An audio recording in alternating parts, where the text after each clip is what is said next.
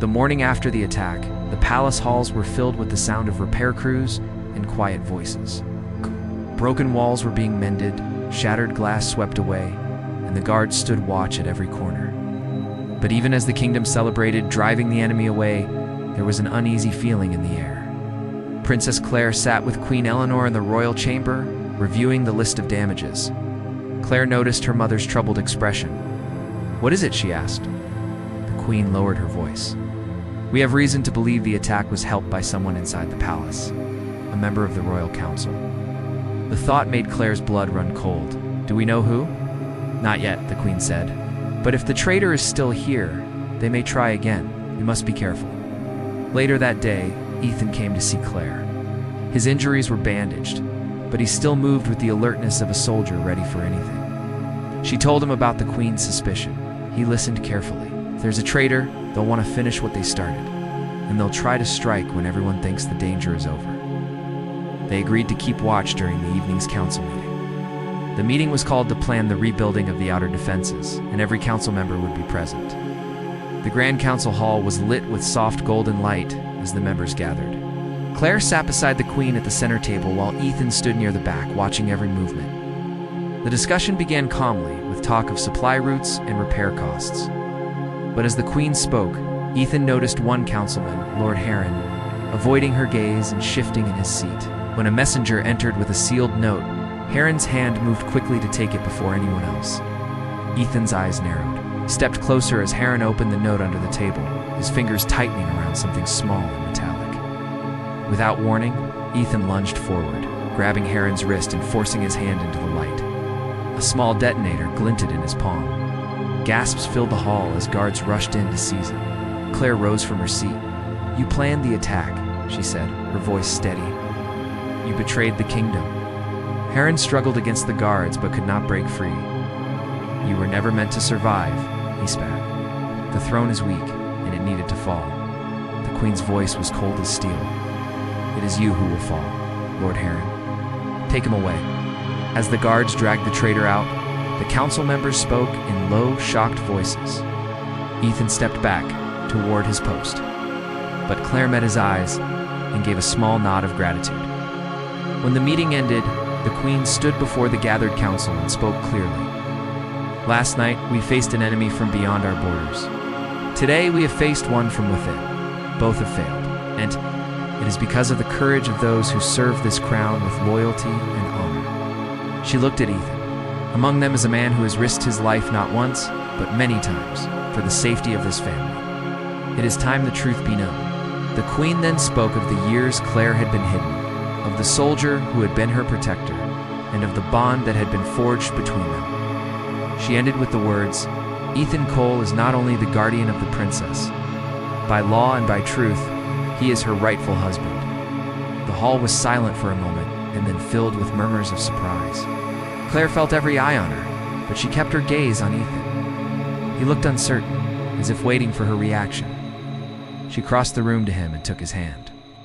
"You have stood by me in every shadow and every storm. I will stand by you now, not because of the past, but because of who you are." A small smile touched his lips. "Then we faced the future together." Outside, the kingdom was already beginning to rebuild. Inside, the throne stood stronger than it had in years. Claire and Ethan walked side by side from the council hall, no longer bound by secrets or distance. The princess and the warrior, united by choice as much as by law, stepped into a future that was theirs to shape, together. The next 2 days felt longer than weeks for Princess Claire. She kept walking to the palace gates, hoping to see Ethan return from his mission. But the guard captain only shook his head each time. News from the outer defenses was scarce, and tension filled every corner of the royal court. On the third night, just after the last council meeting ended, an urgent signal came from the watchtowers. An enemy fleet had entered the system without warning. The queen ordered the palace locked down, and soldiers hurried to their posts. Claire stood at the war balcony, looking out at the dark horizon. Her hands gripped the railing as lights from incoming ships pierced the blackness. She did not notice the sound of boots until a voice spoke behind her. "It's not safe here." She turned and saw Ethan standing in the shadows. His armor was scratched, and there was dust on his face, but his eyes were steady. "You're back," she said, her her voice filled with both relief and questions. "I came as fast as I could," he replied. "We don't have much time. They're after you." Before she could answer, the palace shook from the first strike. Distant explosions echoed through the halls. Guards rushed by, shouting orders. Ethan stepped closer to her. "Stay with me," he said. "No matter what happens." They moved through the palace corridors, heading toward the command center.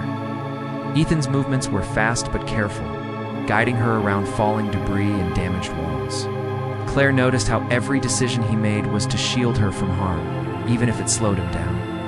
When they reached the central hall, enemy soldiers had already breached the outer defenses. The Queen's guards were holding them back, but the fight was fierce. Ethan pulled Claire behind a line of overturned tables that had been turned into a barricade. "You shouldn't be here," she told him. "I told you before," he said, eyes locked on the fight ahead. "My place is wherever you are." The battle pushed closer. Ethan drew his sidearm, firing with sharp precision. Claire watched the way he moved, the way he never hesitated, and she realized she had seen this before, not here in the palace, but somewhere in the shadowed memories the Queen had told her about. When the last of the attackers fell, Ethan turned to her. "We have a few minutes before the next wave. I need to tell you something." Claire's heart pounded. "I already know," she said. "The Queen told me about the uprising, about the time I was sent away, about the soldier who married me so I could be protected." Ethan's expression changed, the guarded look falling away. "Then you know it was real for me, and I thought they would erase it from your life completely. I stayed silent because I didn't want to trap you in something you didn't choose." Claire stepped closer, but it happened. We lived it. Now I understand why I felt like I'd known you forever. The sound of alarms cut through the moment. Another wave of enemy forces was breaching the east gate. Ethan reached for her hand. "This isn't over. Stay with the Queen. Let me finish this." She gripped his hand tightly before letting go. "Come back to me, Ethan." He gave her a single nod, then disappeared into the chaos of the battle. Hours later, the palace fell silent, except for the distant hum of repair crews. The enemy fleet had been forced to retreat, and the gates were secure again. Claire waited by the command center doors, her eyes scanning every face that came through. When Ethan finally returned, he was limping but alive. She crossed the room to him without hesitation. "You kept your promise," she said softly. "And I will keep it as long as I breathe," he answered. Claire knew then that the bond they once had was not just a part of the past. It was still alive, forged in danger, and kept alive by his loyalty. The palace was quiet in the early morning, the kind of stillness that felt heavy, as if something was waiting to happen. Princess Claire walked through the long marble hallway toward the Queen's private chambers. A royal messenger had come to her room before sunrise with a simple message. The Queen Mother wanted to speak to her alone. When Claire entered, Queen Eleanor was seated by the tall windows, sunlight spilling across her silver hair. She motioned for Claire to sit beside her. "My daughter," the Queen began, her voice calm but serious. "There are things you must know. Things I hoped would stay buried, but they have found their way back into our lives." Claire frowned. "Is this about the attack during the summit?" The Queen shook her head slowly. "No. This is about you. About your past." Claire felt her stomach tighten. "My past? I know who I am. I've lived in this palace all my life." "That is what you were told," the Queen said gently. "But it is not the whole truth." She explained that years ago, when Claire was still very young, the kingdom faced a dangerous uprising. The threat was not only against the throne, but against the royal bloodline itself. To protect her, the Queen had ordered a secret operation. Claire's identity was hidden, and she was sent to live in a distant settlement under another name. Claire stared in disbelief. "You sent me away. I do not remember this. You were too young to keep the memories," the Queen replied. "And for your safety, they were never spoken of again." "But why now? Why tell me this?" "Because," the Queen said, her eyes fixed on Claire during that time. "To protect you from suspicion, we gave you a role that no one would question. You lived as a married woman. Your husband was a soldier assigned to guard you." The words sank in slowly, like stones falling into deep water. Claire's voice was barely above a whisper. "Who was he?" The Queen's expression softened. "Ethan Cole." Claire's mind raced. She thought of the way he had looked at her, the way he had risked himself to protect her. The strange familiarity she had felt now made sense. It was not a real marriage in the sense of choice, the Queen continued. It was a cover, bound by an ancient protection law, but it was legal. When the threat ended, we brought you back, and the records of that time were sealed. Claire rose from her seat, her heart pounding. Why did no one tell me? Why did you hide this from me? To give you freedom, the Queen said firmly. Your life here is filled with duty and decisions you must make for the kingdom. I did not want the shadow of the past to shape your choices. Ethan knew this. That is why he has stayed silent. Claire turned toward the window, the bright light almost too much for her eyes. She thought of Ethan's words in the shelter. I promised once that I would keep you safe. He had been speaking the truth. When I saw him, she said quietly, I knew there was something more, and now I know what it is. The Queen's voice carried both warning and hope. This truth changes nothing about your role, but it may change the way you see him. Be careful, Claire. The past can be a dangerous place to walk. Claire left the Queen's chambers with her thoughts spinning. The marble floors beneath her feet felt like a path she had walked before in another life. She wanted to see Ethan, to hear the truth from him directly. But when she searched for him, he was gone. The guard told her he had been sent on a mission to secure the outer defense gates. No one knew when he would return. That night, Claire lay awake, her mind caught between memory and mystery. The palace walls seemed to hold whispers of the years she had lost, and at the center of it all was Ethan. He was not just her guard, he was her husband, bound to her by a law older than either of them. She knew one thing for certain. When he returned, she would demand answers, no matter how deep they were buried. The days after the summit attack passed slowly for Princess Claire. The palace was under tighter security, and every hallway seemed filled with guards, and she kept noticing Ethan Cole. He moved quietly, speaking little, but his presence was impossible to ignore. Each time she passed him, there was a flicker in his eyes, as if he wanted to say something, but held it back. Claire wondered if it was her imagination. She told herself he was just doing his duty. But the memory of his voice and the way he had looked at her still stirred something deep inside her. One morning, she visited the supply hangar to inspect a shipment for the relief effort on a nearby colony. The Queen had insisted she go in person to show the royal family's concern for the people. Ethan was assigned to escort her, along with 2 other guards. The hangar smelled of metal and oil, and the air was filled with the hum of machinery. Workers moved crates and checked cargo lists. As Claire walked between tall stacks of supplies, she spoke with the chief engineer about the repairs on the colony's water systems. Ethan stayed close, his eyes scanning the shadows. It felt almost safe, but that feeling vanished when a sudden shudder ran through the floor. An alarm blared, and the lights flickered. A voice came over the intercom, warning of a hull breach in the hangar's west section. The heavy doors began to close automatically to seal off the damaged area. Claire and Ethan were too far from the exit. He grabbed her hand without asking and pulled her toward a small emergency shelter built into the wall. The other guards ran to secure the breach, but Ethan pushed Claire inside the shelter and stepped in after her. The door shut with a metallic thud, leaving them in a narrow, dimly lit space. Claire leaned against the wall, trying to catch her breath. Is it serious? She asked. Ethan checked the small screen on the wall. Not for us.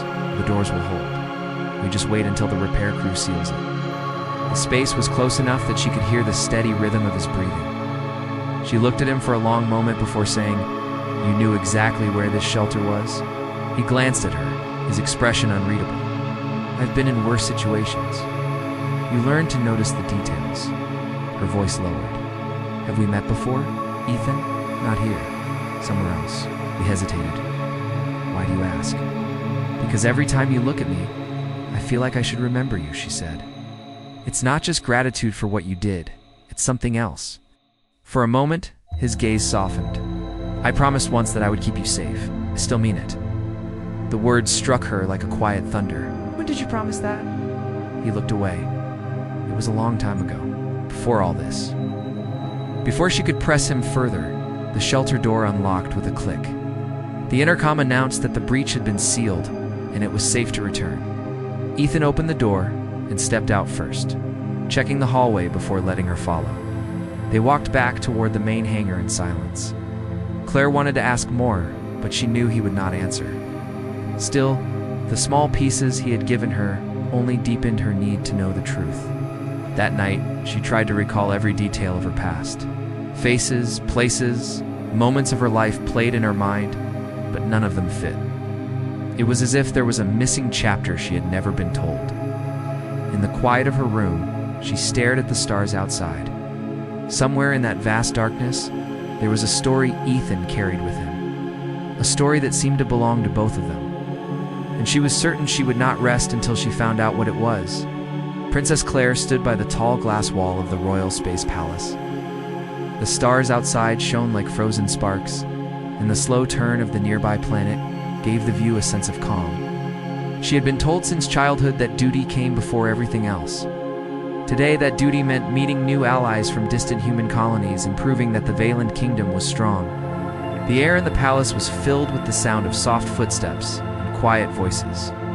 Servants moved quickly, carrying trays and arranging the great hall for the summit. Claire's long gown flowed as she walked, but her thoughts were far from the gathering. She felt restless, as if something unknown was about to happen. Her mother, Queen Eleanor, had chosen a special guard team to protect her during the summit. Claire was used to meeting soldiers, but when the new team arrived, she noticed one of them right away. He was taller than most, with calm eyes and a way of standing that showed quiet strength. His name, she learned, was Ethan Cole. Ethan did not look at her like others did. There was no sign of awe or ambition in his face, only a steady, unreadable expression. It made her curious. She felt as if she had seen him somewhere before, though she could not remember when. The summit began with long speeches and formal greetings. Claire sat beside the Queen, while leaders from other colonies took their seats. Ethan stood near the edge of the hall with the rest of the guards, scanning the crowd with sharp focus. Calm did not last. Just as one of the visiting governors began to speak, a sudden movement caught Ethan's eye. A figure in the shadows lifted a small weapon and aimed it toward the royal table. In one motion, Ethan moved across the hall. His hand caught the attacker's arm before the weapon could fire. The hall erupted into chaos as guards rushed forward. Ethan's speed and skill were so precise that the threat was over before most people knew what had happened. Claire stood frozen, her heart pounding. She had been in danger before, but this felt different. When Ethan turned to check on her, their eyes met for the first time that day. The look he gave her was not just that of a soldier protecting a princess. There was something deeper, something that made her chest tighten. After the attacker was taken away, the summit continued, though the tension in the room never fully faded. Claire could not stop thinking about the way Ethan had moved, the way he had looked at her. It was not admiration, it was not fear, it was something she could not name. Later, in the quiet of her private chambers, Claire tried to remember if she had met him before. His face brought back a feeling of familiarity that refused to leave her mind. She searched her memories, but there was nothing clear, only the sense of a forgotten story. The next morning, she found Ethan standing outside the Queen's council room. He bowed politely, but said nothing. Claire hesitated, then asked, "Have we met before?" Ethan's eyes flickered for just a moment before he shook his head. "Not that I recall, Your Highness." But his voice carried a tone she could not ignore, as if he was keeping a truth from her. Before she could question him further, the Queen's advisors arrived, and Ethan stepped back into his silent guard's role. That night, as the palace lights dimmed, Claire looked out at the endless stars again. The image of Ethan's face stayed with her, along with the strange feeling that their meeting was not by chance. Somewhere in her heart, she knew this was the beginning of something that would change everything she thought she knew about her life.